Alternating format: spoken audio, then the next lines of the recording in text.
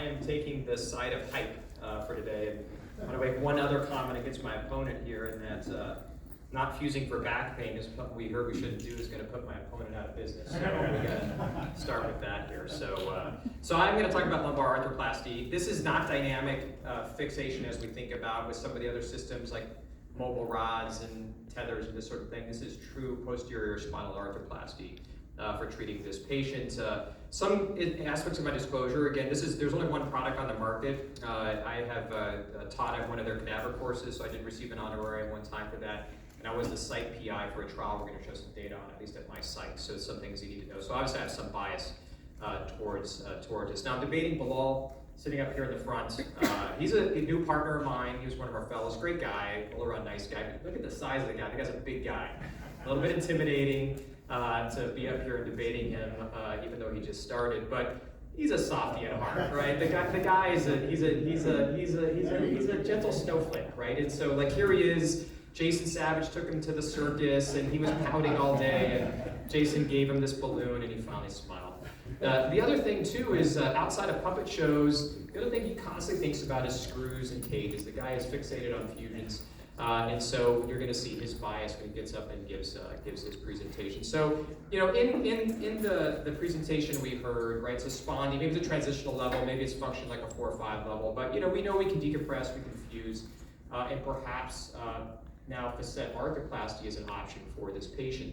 Now, after this slide, I probably could just sit down and win the debate, right? We are arguing currently, and we'll probably hear talks during this, is we're still quite unsure exactly what patients need a fusion with a degenerative spondylolisthesis, right? We have some ideas of it, but you look at the existing literature, there's really lack of clarity. In fact, two more recent randomized trials suggest that perhaps not. So maybe I just sit down here and win against Bilal. But perhaps a third option can be placed here. Now, the other thing I want to throw out is some of the things we often underestimate in this patient population with the downside of what we do with a fusion, right? And so one is, I think we do underestimate the rate of fusion success, right? You're only as good as your fusion rate is until you actually go look at your patients and see what your fusion rate is.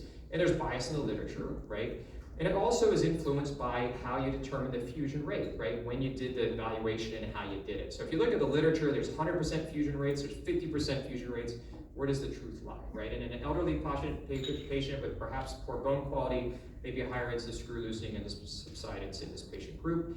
And as we talked about, there is an association with adjacent segment degeneration stenosis. If that's directly due to the fusion or not to be debated, but there's associated with doing a fusion, there's no doubt. So that's a reason here that I'm not sure TLIF is the best option. So anterofacet replacement. Now, why the facet? We know it plays a critical role in the function of the spine. It's really responsible for trying to limit us in shear, but really allowing our motion in flexion, extension, rotation, lateral bending, right? So it's an important aspect of the spine if we can preserve it. And it fails, as we all know, we've studied this in degenerative spondylolisthesis and stenosis as it degenerates. So is this an option here, right? Is this the Goldilocks, right? So does it allow the 3 things we want? We need to provide stability in shear, which fusion can, but decompression can't. This can. It provides mobility, which both decompression and this device does, not fusion. And it has good clinical outcomes, right? And I'll show some of that as we go through this. I do want to point out this is not new, right? Some of you that have been around the room for a while, this has come and gone multiple times, right? There's been multiple clinical trials, but this is the only product that's been out on the market. And I'm not promoting this specific product, but it's the only one that's FDA approved, so I've got some of the product names in this presentation. So it's currently the only one out there. It's based on a pedicle screw placement. It's a bioarticulating device with a protective boot, and like I said, it's FDA approved currently. I was part of the publication group that published the 2-year data for this device, which is going to be reflected in some of the data I show here, but looking at it a slightly different way. But it is a randomized controlled trial. It's a 2-to-1 randomization in degenerative 1-level spondylosthesis patients. They had an ODI minimum of 40, and these are neurogenic claudicators, okay? So these are not back pain dominant patients. These are those that have neurogenic claudication in a slip. They can be both mobile and non-mobile spondylosthesis patients. It had to be at 1 level, all right? And you had to have at least 4 millimeters of disc height. So there are some nuances to this, as was pointed out with some of the arthroplasty literature when you look at these patients. When you look at what was the ultimate determination of success, it was this composite clinical success score, which everybody I think is familiar with. When you look at some of these IDE trials, you had to reach all 6 to be able to be successful, like no reoperations, no injections, ODI reduction greater than 15 points, no new or worsening neurological deficits. You had to fuse if you had a fusion, you had to move if you had this device, and no major device AEs. And I'll just show some of the composite data here, and then just some trends, and then I'm running low on time here. But here are the composite scores on some of them, but without the fusion. Okay, so the fusion is left off here. So this doesn't have all 6, because the FDA said, look, we have problems with determining fusion. There's some confusion there. Let's leave that off and see what this looks like. And you can see when you look at all of those factors outside of device AEs, it favored the arthroplasty, or there's favoring of the arthroplasty of the fusion, leading to this difference with the overall clinical composite score. 78% of the patients reached success in this score with the arthroplasty versus 58% of the fusion. And this excludes the fusion determination outcome there. If you look at it with fusion determination, as you see on this slide, it's even higher difference in the overall, hitting that overall clinical success score. So it looks like it's better at 2 years if you look at these factors when looking both of them together. Now here's just looking at a subset analysis of just a trend I want to show you, at least in this study, which is sort of interesting when you look at this. This is looking at following those patients out to 2 years, specifically look at ODI. And when you look at them at the early time points, both get better, and that's not surprising, right? I'm not here to bash fusion. Fusion works just fine, right? You get them out to 6 months, they continue to improve. But in the fusion group, after 6 months, they slightly start seeing a trend of worsening out to 2 years, where it's maintained or improved a little bit continually with the arthroplasty. And we see that same with the back pain score, where there's a little bit of worsening after fusion, after 6 months, after fusion, after 2 years, and there's some stability or improving still with the arthroplasty, and a similar trend with leg pain. So it's just an interesting trend going out to 2 years, looking at the two cohorts here. How about movement? As expected, in red is fusion. Movement is reduced when you look at right and left bending. And the far left is pre-op, and the right side is 12 months and 24 months with right and left bending with the arthroplasty. So it looks pretty similar to pre-op. Same trend here with flexion, extension, angular change.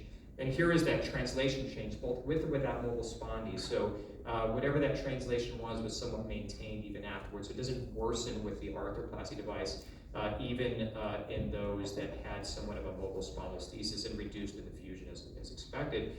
And just a couple slides showing movement there, just in case that's out to 24 months with one of the devices.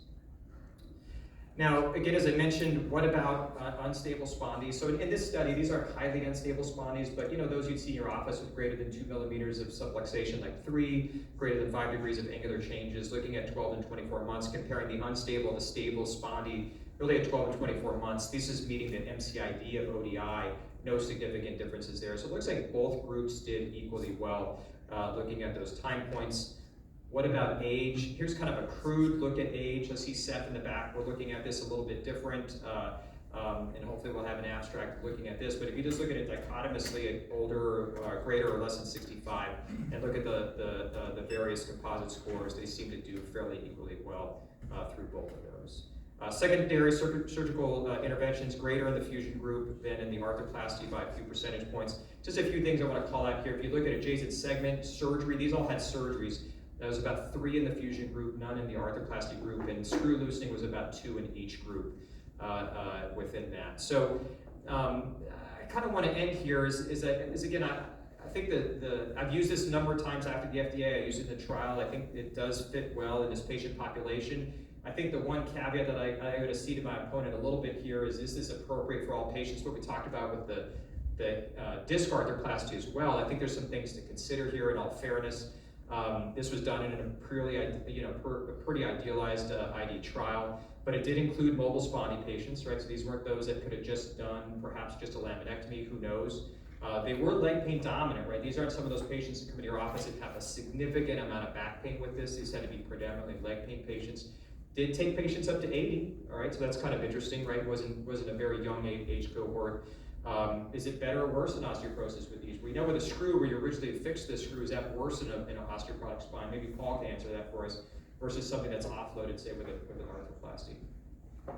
Long-term success, I think, is where everything hits the road here, right? So this is 2-year data I'm showing you. There are patients out further than that, but is this going to take like cervical disc arthroplasty, where we need like 7 years to really see a divergence? Who knows? But we got to follow them further. Clearly, there is some data outside of US, outside of 10 years. but there's a small cohort with no control group, but there's some data out there. But what about patients that we see outside of this one level, right? Multiple level patients. What are those patients with a spondyloarthritis or deformity? Is this something that would be affected there? And I think time will tell. And again, you have to have adequate disc height. Collapsed disc in the neck is not something we're putting an arthroplasty in. It's the same thing here with probably a posterior facet arthroplasty as well. So in summary, I think you could look at this data, this facet arthroplasty in this patient. It has superior outcomes with improved outcomes, less secondary less secondary surgeries, and I think clearly is the very best option here. Thank you very much.